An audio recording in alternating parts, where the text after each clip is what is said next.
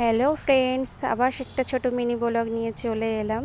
কালকে বাড়ির পাশে একটা বার্থডে ছিল, সেখানেই গিয়েছিলাম আমি আর সোনা বাবা দুজনে। সানমেটা বেলুন দিয়ে সাজিয়েছিল, তারপরে যে কফির স্টল বসেছিল একটা, তারপরে পাপা ওদের ঘরেতে গিয়ে যে অ্যাকোয়ারিয়াম থাকে সেই মাছগুলোর সাথে খেলা করছে। বলছে আয় বাইরে আয়, তোরা কি করছিস, তোদের সাথে খেলা করব। ও তো আর জানে না ওগুলো বাইরে আসতে পারে না।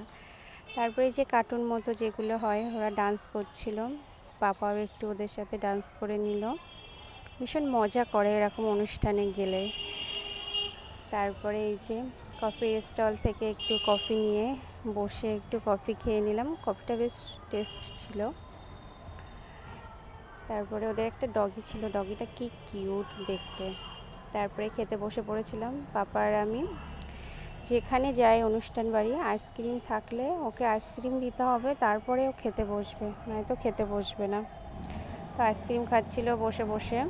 তারপরে যে খাওয়া দাওয়া করে বাড়িতে চলে এসেছিলাম, বাড়িতে এসেও আইসক্রিমটা খাচ্ছিল আমার পাশে বসে। ভিডিওটা কেমন লাগলো কমেন্ট করে জানিও। সবাই ভালো থেকো, সুস্থ থেকো, টাটা।